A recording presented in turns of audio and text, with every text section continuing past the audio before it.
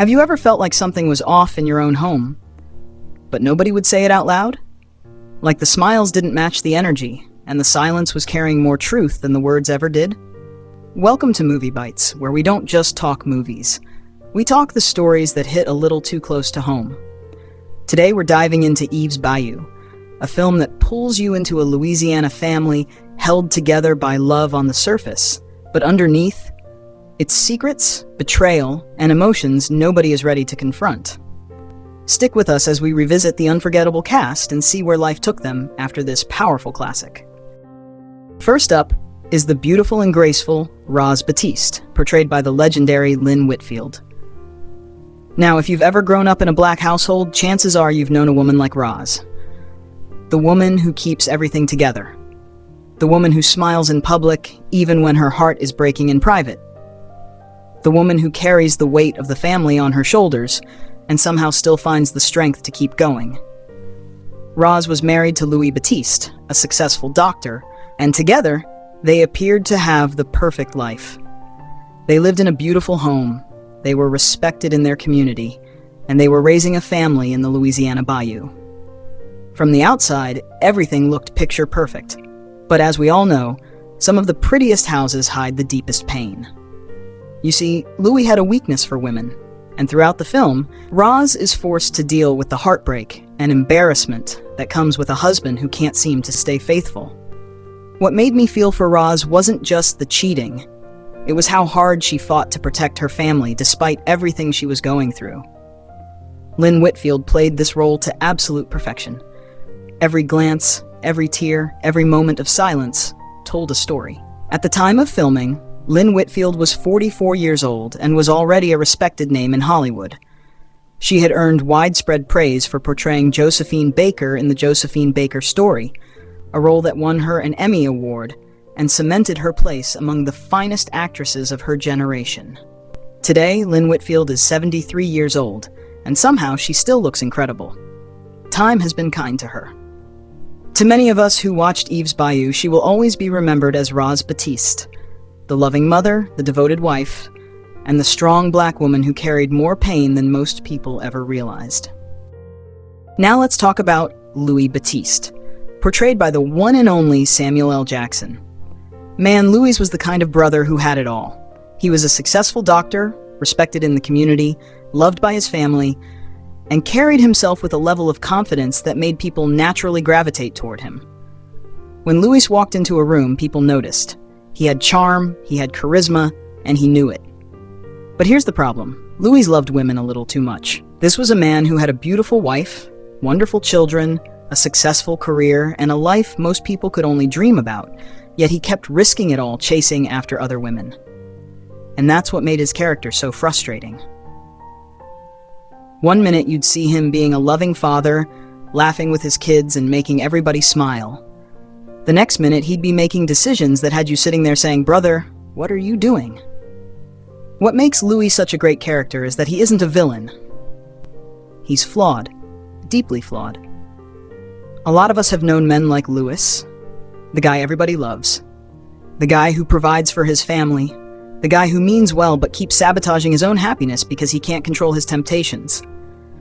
Samuel L. Jackson played this role beautifully. At the time, he was 48 years old and had already appeared in classics like Jungle Fever, Patriot Games, Jurassic Park, Pulp Fiction, and A Time to Kill. Even with all those legendary performances, I still think Louis Batiste is one of his most underrated roles. After Eve's Bayou, Samuel's career only got bigger with films like Shaft, Coach Carter, Snakes on a Plane, Django Unchained, and of course his iconic role as Nick Fury in the Marvel films.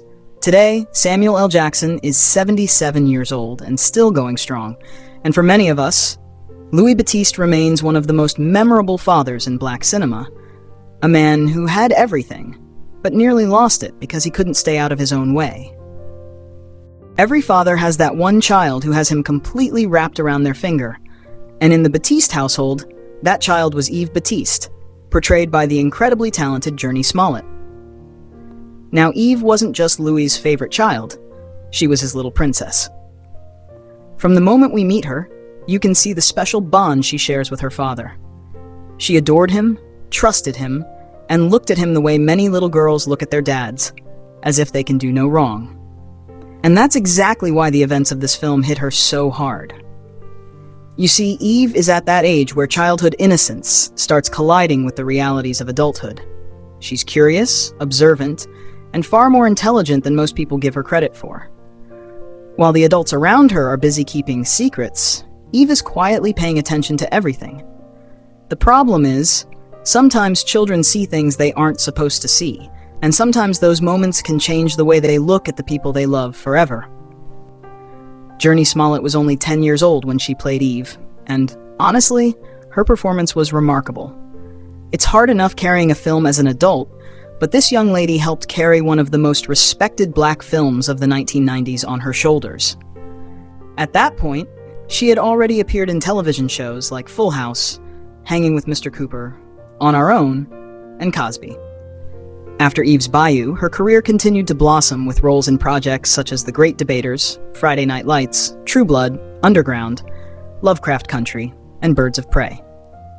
Today, Jurnee Smollett is 39 years old and remains one of the finest actresses of her generation.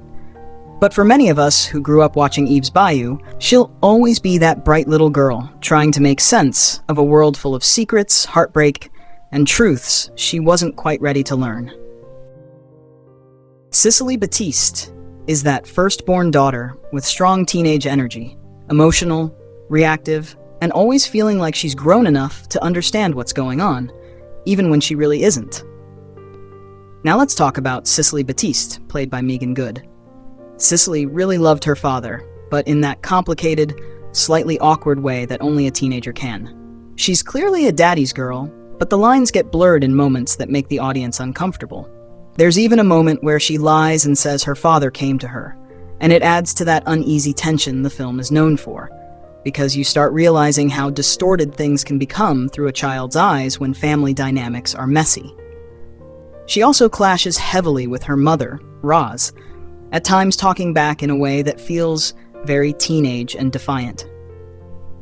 There's that emotional line where she lashes out, basically suggesting her mother can't keep her father happy, and it shows just how much confusion and resentment is building inside her as she tries to process what she's seeing in her home. And of course, there's that uncomfortable kiss scene with her father, one of those moments that stays with you because it feels awkward and emotionally confusing rather than innocent. It adds to the film's heavy atmosphere, where affection, boundaries, and misunderstanding all blur together through a child's perspective. Meagan Good was 16 years old when she played the role, and even then, she had a strong presence on screen. After Eve's Bayou, she went on to appear in films like Stomp the Yard, Waist Deep, and more recently, Divorce in the Black. Today, Meagan Good is 43 years old and still very active in the industry. But for many viewers, Sicily Batiste remains that emotional, unpredictable firstborn daughter with teenage energy, caught between love, confusion, and a world she wasn't quite ready to understand. Next on our list is Maddie Maro. And listen, I'm not saying Louis Batiste was right, but when Maddie walked on screen, you understood why that man kept making bad decisions. Maddie was absolutely fine as hell. Every time she appeared, she carried herself with this quiet confidence and natural beauty that made her impossible to ignore. She wasn't loud, she wasn't chasing attention, and she wasn't trying to be the center of every scene. That's what made her presence so powerful. You could see why Louis found himself drawn to her over and over again. Now that doesn't make what happened right. Because here's the thing. Maddie was married. And in Eve's Bayou, every choice comes with consequences. Played by Lisa Nicole Carson, Maddie wasn't written as a villain. The film never portrays her as some evil woman trying to destroy a family. Instead, she represents temptation and desire, and how even people who seem to have everything can still make choices that hurt the people around them. Lisa Nicole Carson was 28 years old when she played Maddie, and she was already building an impressive resume. Before Eve's Bayou, she had appeared in films like Jason's Lyric and Devil in a Blue Dress, becoming one of the most recognizable faces in 90s black cinema. After Eve's Bayou, her career continued to grow with roles in films like Love Jones, and she later became a household name through the hit television series Ally McBeal. Unfortunately, her career was interrupted when she was diagnosed with bipolar disorder. Lisa eventually stepped away from acting for several years to focus on her mental health and recovery. Later, she spoke publicly about her experiences, helping bring awareness to mental health struggles that often go misunderstood. Today, Lisa Nicole Carson is 56 years old, and she's continued making select appearances while working her way back into Hollywood. Next on our list is Lenny Maro. And man, this is one of the most tragic characters in Eve's Bayou. Lenny was Maddie Maro's husband, and for most of the film, he's a man trying to deal with a suspicion that nobody wants to face.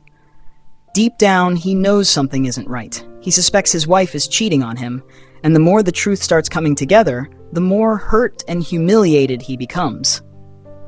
And honestly, who wouldn't be? Imagine finding out that your wife is having an affair, and not just with anybody, but with one of the most respected men in the community. That's a level of betrayal that would shake anybody. Eventually, Lenny confronts Louis Batiste about the affair, and what makes the situation even worse is Louis's attitude. Instead of showing remorse, Louis comes across as arrogant, cocky, and completely dismissive of the pain he's caused. You can see the anger building inside Lenny as he realizes the man who helped destroy his marriage doesn't seem to care at all. Now, let's be clear, violence is never the answer. But when Lenny finally snaps and shoots Louis in a fit of rage, the moment feels like the tragic result of emotions that have been boiling over for far too long. Watching that scene, you can't help but ask yourself, what would anybody do in that situation? How would most people react after discovering that kind of betrayal, and then being met with arrogance instead of accountability?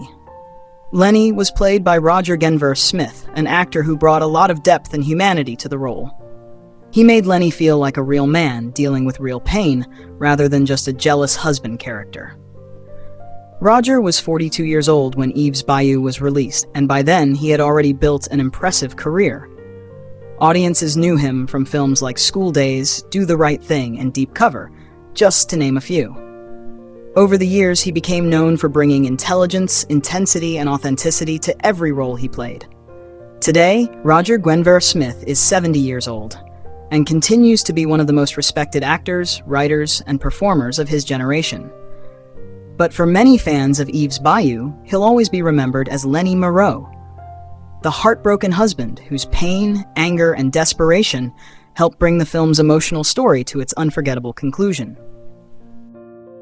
Even a woman who shared blood with Louis Batiste never really seemed to fully understand him, Moselle Batiste, played by Debbi Morgan. And if you've seen Eve's Bayou, you already know Moselle is one of those characters who stays with you long after the film ends. Not because she's loud, but because every time she appears, the energy shifts. She has that gift. She sees things before they happen. She feels things other people try to ignore. And in a house full of secrets like the Batiste home, that kind of knowing is both a blessing and a burden. What really makes Moselle hit emotionally is how human she is underneath it all. She's soft, she's intuitive, but she's also carrying her own quiet pain.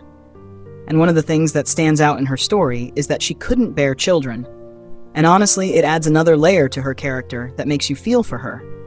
You can sense that longing in her, like she's someone who has so much love to give. But life just didn't give her that experience of motherhood. Eve's Bayou was really Debbi Morgan's groundbreaking role, the one that reminded everyone of her emotional depth as an actress. At the time, she was 41 years old, already respected in the industry, but this role really solidified her in Black cinema history. After that, she went on to appear in films like Love and Basketball, Coach Carter, Sextuplets, and more recently Divorce in the Black, while continuing her steady work in television. Today, Debbi Morgan is 69 years old, but Moselle is one of those Eve's Bayou characters you don't forget. The woman who knew too much, felt too deeply, and still had to carry her own quiet pain through it all. This man right here might just be the real hero of Eve's Bayou, Julian Grey Raven, played by Von Curtis Hall. Now, I know most people think about Eve, Louis, or Moselle when they talk about the movie, but the older I get, the more I appreciate Julian's role in the story. Because while everyone else is carrying secrets, creating pain, or struggling with the consequences of their actions, Julian is one of the few characters who brings genuine love into the film. And honestly, I think he healed Moselle Batiste, not in some magical way, not because he solved all her problems, but because he saw her for who she really was. Moselle spent years carrying heartbreak. She believed she was cursed by the tragedies in her life. She couldn't have children, she'd experienced devastating loss, and she carried emotional wounds that never fully healed. Most people saw her gift of sight. Julian saw the woman behind it. One of the most beautiful things about their relationship is that he never treated Moselle like she was broken. He never made her feel less than because of what she'd been through. Instead, he offered her something she hadn't received enough of in her life: acceptance. And in a movie filled with betrayal, lies, and disappointment, that stands out. That's why Julian's scenes feel so powerful. He represents peace in a story full of chaos. Every time he's on screen, it's like the film takes a break from all the pain and reminds us that good people still exist. Vondie Curtis Hall was 47 years old when Eve's Bayou was released in 1997, and he brought a quiet strength and maturity to Julian that made the character unforgettable. By then, he had already made a name for himself in films such as Crooklyn, Sugar Hill, and later Waist Deep, proving he could bring both toughness and heart to the screen. Today, Vondie Curtis Hall is 75 years old, and his portrayal of Julian Greyraven remains one of the most underrated performances in the entire film. And then we have Elzora, the mysterious psychic and spiritual healer who becomes one of the most important figures in Eve's life in Eve's Bayou. Now, Elzora is one of those characters who immediately shifts the energy the moment she appears. She feels like she exists slightly outside the normal world of the Batiste family. Older, quieter, and connected to something deeper that most people can't fully explain. In a story already filled with secrets and emotional tension, Elzora is the one who speaks in a way that forces you to pause and pay attention. Even Eve is afraid of her at first. There's something about Elzora that feels intimidating to a child, like she sees too much, knows too much, and says things that feel heavier than they should. But at the same time, Eve is drawn to her. And that's what makes Elzora so powerful. She represents intuition, belief, fear, and consequence all in one. In Eve's Bayou, she isn't just a side character. She's part of the emotional and spiritual backbone of the story. By the time she appeared in Eve's Bayou, Diahann Carroll was already a living legend. She broke barriers throughout her career, becoming the first Black woman to star in her own non-stereotypical television series with Julia in the late 1960s. Long before diversity became a Hollywood talking point, Diahann was opening doors that many others would later walk through. She also built an incredible film, television, and stage career, earning acclaim for projects like Claudine, Dynasty, and countless other productions that showcased her elegance, range, and undeniable star power. She wasn't just part of Hollywood history, she helped shape it. Diahann Carroll passed away in 2019 at the age of 84, leaving behind a legacy that continues to inspire generations of performers. And finally, we have Poe Batiste, played by Jake Smollett. Now, Poe doesn't get as much attention as Eve, Sicily, Moselle, or Louis, but that's exactly what makes him interesting. He's always there, quietly watching everything unfold around him. In many ways, Poe represents innocence in Eve's Bayou. One thing I appreciate about Poe is that he reminds us that the fallout from Louis Batiste's actions didn't just affect Eve and Sicily. Every member of that family was living under the same roof, breathing in the same tension, and carrying the same confusion. Poe may not have understood everything that was happening, but he was still growing up in the middle of it. And that's what makes Eve's Bayou so powerful. Even the characters with less screen time feel like real people with their own experiences and emotions. Of course, most fans already know this, but Jake Smollett is the real-life brother of Jurnee Smollett, who played Eve. Before Eve's Bayou, Jake had already appeared in the television series On Our Own, a sitcom that starred several members of the Smollett family. So, in many ways, acting was something he had been doing alongside his brothers and sisters long before he stepped into the world of the Batiste family. Jake Smollett was just 8 years old when Eve's Bayou was released in 1997, making him one of the youngest members of the cast. Despite his age, he brought a natural charm and authenticity to Poe that helped make the Batiste family feel believable. Unlike some of his castmates who continued acting, Jake eventually stepped away from the spotlight, but his performance remains part of one of the most acclaimed black films ever made. Today, Jake Smollett is 37 years old, and for many fans, he'll always be remembered as young Poe Batiste, the quiet observer who witnessed a family changing forever. And that's Eve's Bayou, a story that reminds you, not everything in a family gets said out loud, but everything leaves a mark. If this one hit you, you already know what to do. Stick around Movie Bites, because we've got more classics, more cast stories, and more moments that shaped a whole generation coming up next.